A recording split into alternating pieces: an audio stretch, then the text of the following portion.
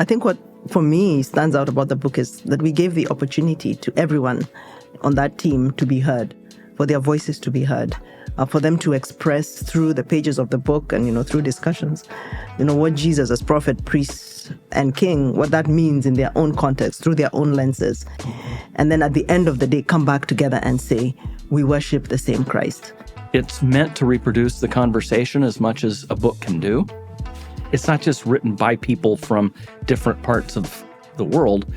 It really it is a symphony. This project probably wasn't possible 50 years ago. This historical moment where we now have this body of scholars and of theologians throughout the world. Now, there have been majority world theologians and scholars for decades, but we're in a moment now where the church now has so many trained and equipped leaders at such a high level. I think in the next several generations, people in California are going to be able to name their favorite majority world theologians. And that will be a great day. It will be, yeah.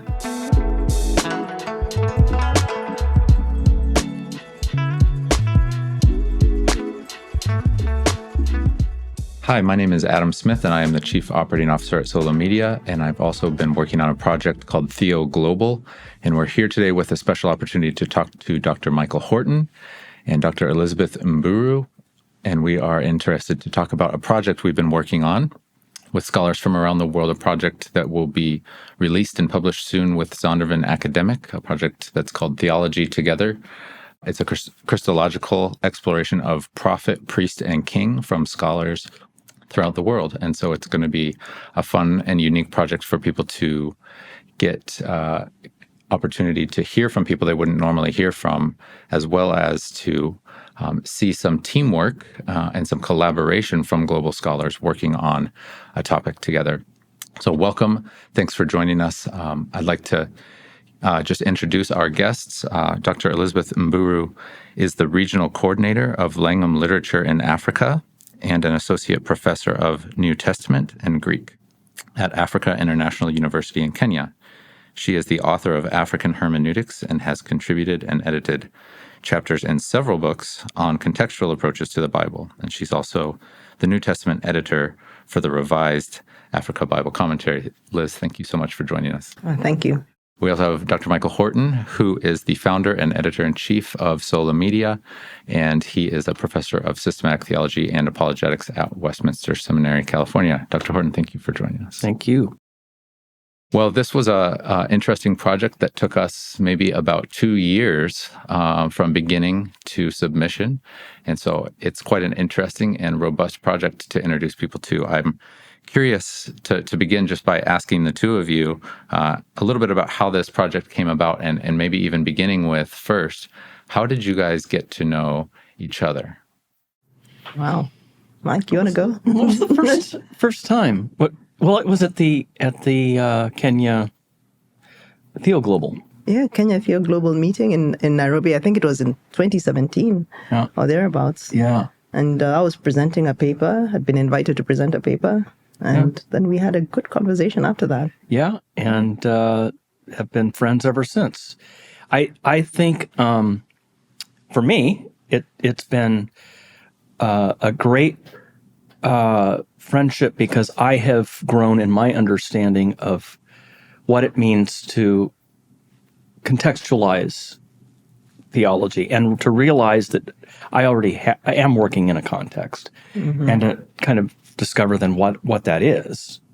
And then so learning along the way, iron sharpening iron, I've benefited from that a lot. And then we had you went with us to the Theo Global in India. In India. Yeah, it was last year. Yeah. January of last year. And then to Istanbul, where we had we took sort of people from all of the different regional Theo Globals and got together in Istanbul, a sort of central meeting place, and spent a few days carving out what this book would look like.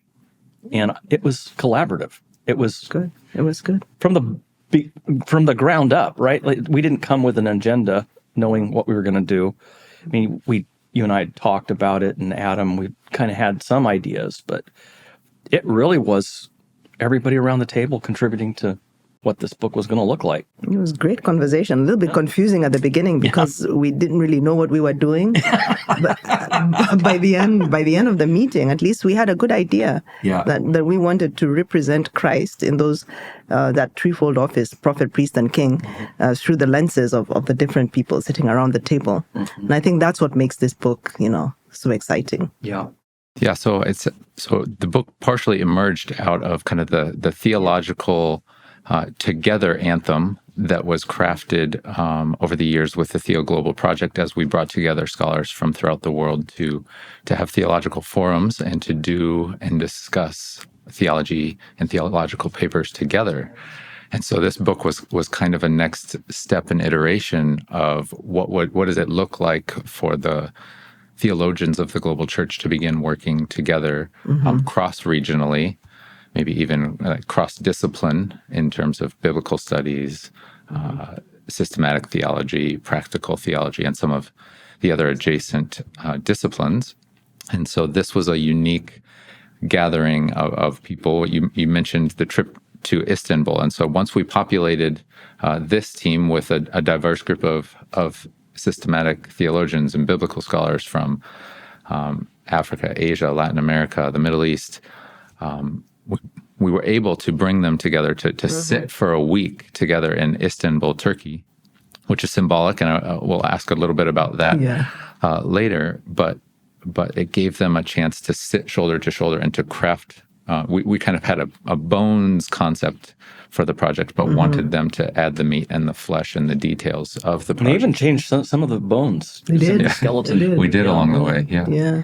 So you not only have people from different disciplines in the broadly, theological biblical studies arena, but also people from different confessions. And so it was fun to see, Baptists, Lutherans, Anglicans, Reformed, sometimes arguing over a particular point at the break and not really taking a break, but continuing the conversation. Everybody enjoyed being together, and I think it was what I hope people get out of this book is what we experienced, a little bit of what we experienced of the fact of actually doing theology together. I think as you read this book, the way we've tried to format it, it's meant to reproduce the conversation as much as a book can do. And so I hope people get into that. It's not just written by people from different parts of the world. It really is a symphony. I mean, that comes out really clearly in the book. I think what, for me, stands out about the book is that we gave the opportunity to everyone on that team to be heard, for their voices to be heard, for them to express through the pages of the book and, through discussions, what Jesus as prophet, priest, and king, what that means in their own context, through their own lenses, be it Confucianism or shamanism or African traditional religions or whatever that might be. And then at the end of the day, come back together and say, we worship the same Christ. So for me, that was what was really exciting about that project. Yeah, and because we didn't go off into all our divergent paths and say, this is the Christ we serve, this is the Christ we serve. No, at the end of the day, we all came back and said, we serve the same Christ. And we experience him. Exactly. Better than. Exactly. I think we almost named the project Better Than, didn't we? Yeah, almost. Or something like that, because what emerged over time was the joy and the insight in the comparisons of the biblical Christ to the world's various concepts of prophet, priest, and king. And so we almost went with that title, but we didn't. But it didn't. Be a little bit more market friendly. I think it's still in my head. Well, prophet, priest, and king is still a great way of it's a great way of organizing. I know. And it is the contents, right? That's what's in the contents. Right. So I'm going to keep with that. So That's great. I want to ask a little bit about some of the uniquenesses of the book. You touched on a couple, but I want to get a little bit more exploration on that. For example, you talked about the different denominations represented. there are we are without one of our editors of the book today, but the three of you, the two of you plus Dr. Justin Holcomb, who is an Anglican Episcopal bishop, the three of you make up three denominations and confessional commitments yourselves. So could you talk just a little bit about why that's important for this project to come at it and to select people intentionally from a diversity of confessions? Good question. I'll let Mike answer that because denominations in Africa are not really a big thing. So we don't really, I mean, if you're Anglican or Presbyterian or, we don't even know Reformed, we don't have that category. So from my perspective, it doesn't really, it's not as big a deal as the different cultural contexts from which people come. So I think Mike can handle that. Yeah, well, I think, we've been doing at SOLA, with White Horse Inn from the beginning, the four confessions, Lutheran, Anglican, Baptist, Presbyterian. We've been doing that for 30 years. And so it's in our DNA. It's really who we are. Every time we have a conference or we're thinking about anything, it's, do we have all those four confessions there at the table represented fairly? And so I think it was just normal as we started talking about Theo Global. We wanted to be deliberate about that, but then we had to be deliberate about a lot of other things. Deliberate about regions, deliberate about people from those regions. Actually, we're not the Westerners flying in, dropping tracts, from the sky. I think one of the things that we're learning is that this is not the mission field. This is actually the global church. And we need as much to listen to what our brothers and sisters in Africa and Asia and Latin America have to say as they need to listen to the rest of the world. The global church.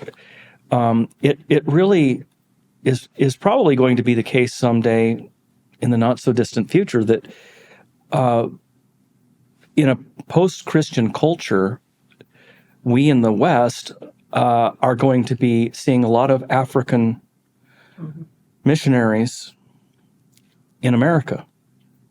And so they're already here, so. Yeah, so let's help each other. Exactly. Let's help each other now and learn from each other. Yeah, that's actually a really good point, because one of the things that happens when you come from a context like Asia or Africa, Latin America, where the gospel was brought to you by the missionaries, sometimes you have a resistance to it and then you push back in the wrong way. And I think that the project that we did together helped us see each other more clearly, through like different lenses, and appreciate what we all bring to the table. And so I think this book will do exactly what Mike says. It opens that up so that we are now truly in conversation. So those are different continents in conversation in the book, even though they're just, individual authors. And I think for me, it's valuing the cultures and the expression of Christianity that's in those cultures. I think for me, that was just an amazing thing as I read the different chapters, and I thought, wow, this adds such richness, to my own faith as I see Christ through their lens. Yeah. And so it's just an amazing way of just being able to come together. Yeah. Yeah, you know how it is when you hear somebody else, you're not quite sure what the assignment is, and then you hear somebody else kind of illustrate the execution of that assignment, and oh, well, that's just like in my culture, we do this. Mm-hmm.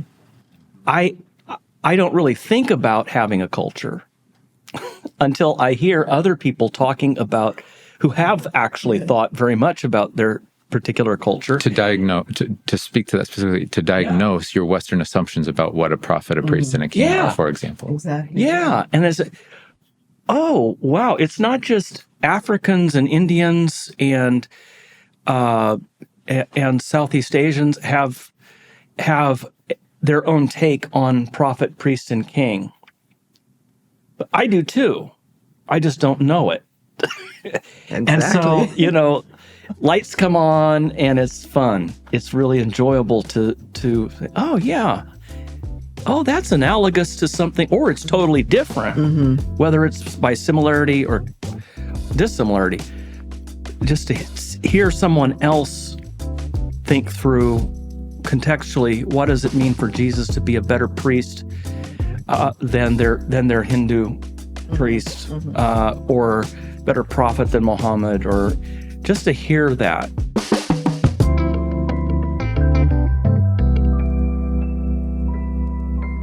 Biblical illiteracy is one of the biggest problems facing the church today. But it's hard to start reading the Bible, and so many Bible reading plans can be too complex or overwhelming for someone just getting started. Here at Sola, we wanted to create a Bible reading plan that could, 1, help someone who's new to the scriptures to cultivate a joy for reading the Bible, and 2, help someone who may have lost that joy find it again. To get this Bible reading plan, visit solamedia.org/offers. Our plan takes only 10 minutes per day to complete and lasts for the entire year. You'll be introduced to the big narratives and grand biblical themes of the Bible. This plan won't take you through the entire Bible, but it will help you develop a sustainable habit of reading scripture for one whole year. Download this resource at solamedia.org/offers.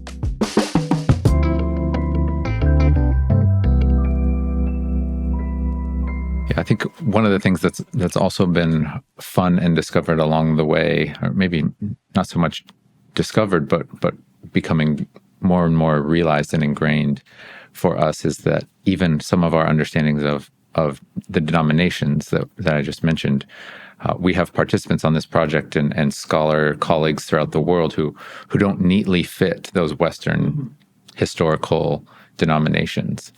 They're within the general bounds, you might say, of Protestant orthodoxy, but they live outside of a church tradition that neatly traces back to the West, or to the modern missionary through the modern missionary movement. And so that's been an exciting and encouraging realization and discovery, I think, for me and for some of us along the way. Yeah. And some of us are even blended confessional, like Pente-Baptist, that's what I say, or Pente-Baptistarian, because we just all mixed up in there. So, yeah. Well, and isn't the African independent church movement huge? Oh, yeah. I think it constitutes the bulk of Christianity in Africa.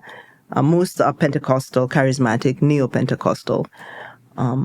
But you might find some more Baptistic, like in the African, instituted churches. We call them instituted nowadays, not independent. So it's one of those things where you find that Christianity just is blended with African traditional religions. And so even when we bring these categories, that's how they're seeing these categories. If they're thinking about the category of prophet, they're thinking about it through the lens of their own prophetic ministries within their own cultures. And so sometimes that's dangerous. So what I like about this book is that we say, yes, this is how we see Jesus in these categories from our cultures. But the Bible corrects that and gives us the accurate picture of who Jesus is. And so I think a book like this would be fantastic for those churches and those leaders if they read the book. Well, the good news is you've agreed to stay on as one of the editors of this series, and so we're really grateful to you, and we're grateful to Zondervan Academic for taking on this project, being willing to be the publisher for this entire series, doing theology together. Yeah, it's exciting. I was happy to stay on. I was like, yes, I want to do this because this was so exciting, and I can't wait for the next one and the next crop of scholars that we're going to get. Yeah. So let me ask about, one of the exciting parts for us and one of the best experiences along the process was the week that we spent together in Istanbul, Turkey. That was where we brought in the whole team. We divided at times into our working groups, a prophet team, a priest team, and a king team. But there were also times where we were all working together in order to scope the entire book, but also each team inputting into one another's plans for their sections of the book. I want to just ask you a little bit about the significance, the general significance you found in doing that and meeting there in the shadow of where some historical things happened for the global church. And then secondly, what memories do you have from that week together and working with some of the world's leading theologians? Well, I can start off with the what I found really significant about the place. 1,700 years ago this year, the Nicaea-Constantinopolitan Creed was written there. In 325, the Nicene Creed was written, and then it came back for the addition of the Holy Spirit article. And that's so what we confess as the Nicene Creed is the Nicene-Constantinopolitan Creed. And it was crafted in the Hagia Irina, which is next to the Hagia Sophia, close to it. And it was a munitions depot for the Arabs. And so they really didn't destroy it. They preserved it. They just stored munitions over many centuries. And so it's really a pretty well-preserved ancient Christian church. And it was in there that they, in that building, that they drafted the Nicene-Constantinopolitan Creed. And so here we are doing Christology, the doctrine of Christ, his person and work, standing in front of this great place, standing in the apse where the tables might have been laid out as they're drafting it, and they're arguing about things, and then we go back to our hotel and argue about things, and it was just so sweet. It was wonderful. I thought, wow, Fitting. I think for me, what stands out is not those specific details, because I'm not really a good church historian, but the idea of the continuity of faith, that there are people who've gone before us, who've grappled with serious issues and been able to come together and resolve them. And here we are, how many years later? Did you say 1,700? 1,700 years? Yeah, 1,700 years later. Here we are again, continuing that trajectory of faith, and just seeing, God has never stopped working. He's never stopped building his church. And so for me, that for me was just amazing. I'm very much into this concept right now of unity in diversity and diversity in unity. And I saw that around the table, that I could talk to my Chinese brother, just knowing that, we share something without thinking about the socio-political aspects of China and Africa. But we could, talk around, the gospel, talk around the word of God, talk around these theological truths.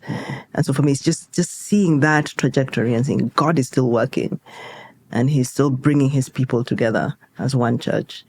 So that for me is what stood out in that particular context. Yeah. And maybe I think this, I just am curious to share this thought too, that it struck me along the way that this project probably wasn't possible 50 years ago. This historical moment where we now have this body of scholars and of theologians throughout the world. Now, there have been majority world theologians and scholars for decades, but we're in a moment now where the church now has so many trained and equipped leaders at such a high level that a project like this probably was very difficult, if not impossible, 50 or 100 years ago. That's true. Yeah. I can't remember who said this on our team, but name one majority world theologian. Who's your favorite majority world theologian is a introductory question I like to ask people. Yeah. And they can rattle off the names of North American and British theologians, but it's not because they're not there. It's because there isn't a lot of attention given in the West to terrific colleagues in the global South. And so, I mean, that is, I think in the next several generations, we're going to have people in California are going to be able to name their favorite majority world theologians. And that will be a great day. It will be, yeah. Yeah. As we conceptualized this project, we worked especially together when we were in India with an Old Testament scholar there and crafted kind of a purpose statement for this project. And so I want to read that real quick and then ask you just a couple reflective questions on that initial purpose statement that we started with, and as the project worked out, kind of what unfolded there, and where we go from here in terms of those who will now engage with the book. The purpose statement we came up with reads, "Doxology being the proper end of theology, this project is conceived as a global anthem of appreciation of Jesus Christ in his triple office of prophet, priest, and king. An anthem raised by regional voices, united by the desire to do theology together for the edification of the universal church and for the greater glory of God." And so with that in mind, just curious to hear you say, do you think we made good on that project purpose? And in what ways might we have done? Well, first of all, kudos to Havila. I know. It's amazing. We were in India talking about how to go forward with what we had done in Istanbul, and one of the biblical scholars there said, well, here's a purpose statement. And we just ran with it. It was fantastic. And that's a good example of how things just ad hoc happened. And this really was not a project coming into it we had all written down. And now let's just find people to slot in for the different chapters. This whole project from the ground up is a communal work. Very organic in the way it developed, which is not the way I like to do things, but it just kept developing into, growing and morphing and changing, and but I think we did succeed in doing what we intended to do. You could just hear the different voices in harmony. Yeah, and we definitely had moments where we were asking questions of each other and saying, "Are we singing the same thing? Are we singing the same hymn?" Those were fun and difficult moments. But exactly. As we worked through that, and we got to clarity, what are you saying and what am I interpreting? Exactly. I think that was we all felt that we were singing this. And I think that the challenge is that majority world scholars have not been taught to think and to reflect contextually. We generally use more Western models, the models of systematic theology. We would use those models. So I think it was a learning and a growth experience for all of us, including the writers, because when they began, some of them had no idea how to look at this topic through contextual lenses, and then bring it back into conformity with what the biblical text reveals about who Christ is. But I think by the end of it, they had reached a point where they could see, yes, this is how my culture helps me to see things differently, whether it's the ecclesiological culture or the actual sociocultural environment in which they are. Mm-hmm. Or here is how it hampers my interpretation of Scripture. Exactly. Yeah. And I liked that we were able to bring those two dimensions in, that my culture can either help or hinder my understanding of who Christ is, but it's there, and I can't ignore it. I have to confront it, interrogate it, and then allow it to help me see Christ more clearly. Yeah. And I think that's one of the cool things within the book itself and the structure of it that hopefully the readers will benefit from and see, because you'll have, for example, a chapter written by a theologian from Egypt. And when his colleagues have questions or have affirmations or have similar observations, there's a break in the text, in the paragraph, and you'll see then the other scholars from other parts of the world or other disciplines interacting with what's being said, affirming, questioning, adding kind of auxiliary comments. Exactly, saying, but in my context, it looks this way. Kind of representing what actually went on in our conversations. Exactly, yeah. So that's a unique feature of the book is you get to see them interacting with each other. So as we start to wrap up here, I want to ask you both to just reflect for a moment on who you hope will benefit from this book and how you hope they would benefit.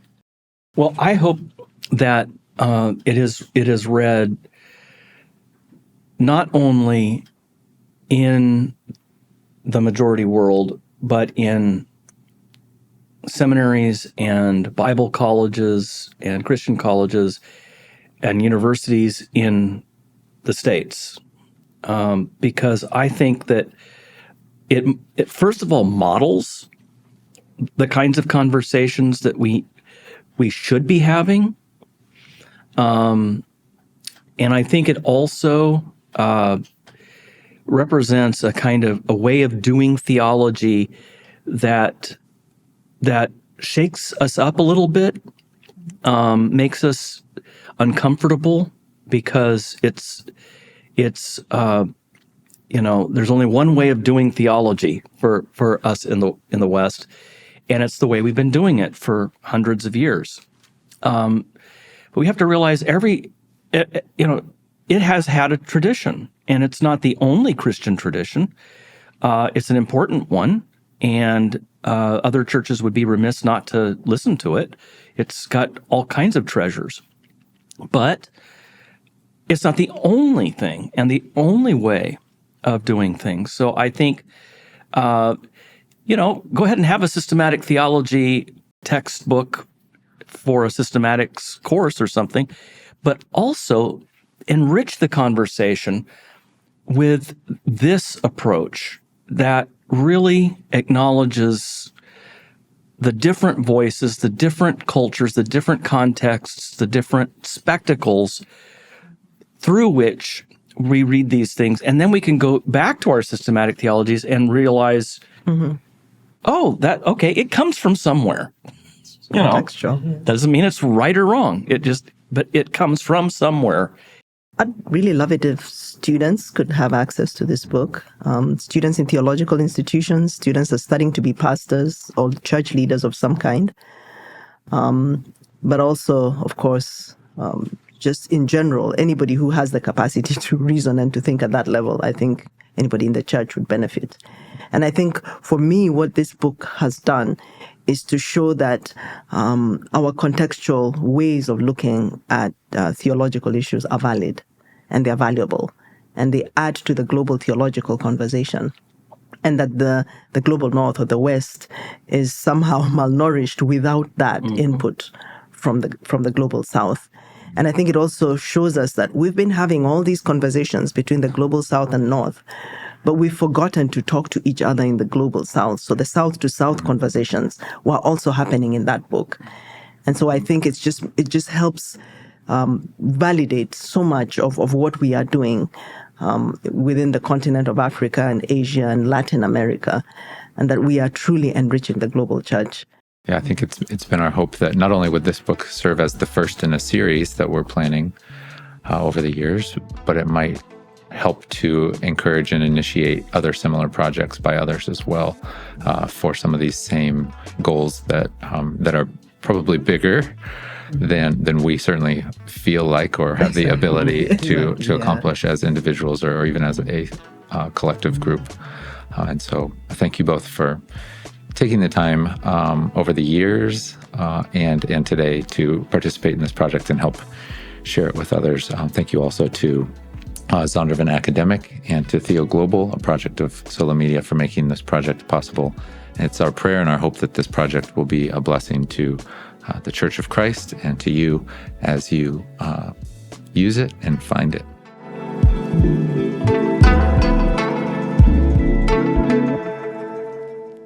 Prayer is a gift, not a chore, but it's often thought of as a tool or a life hack. So when we get busy and distract ourselves with things online, we feel guilty and simply give up on prayer.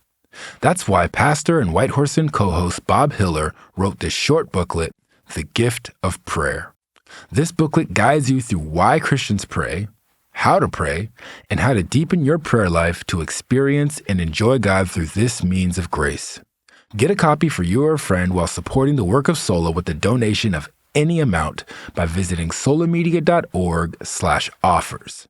Beating yourself up over a lack of prayer will not make you love praying, but understanding prayer as the gift that it is just might.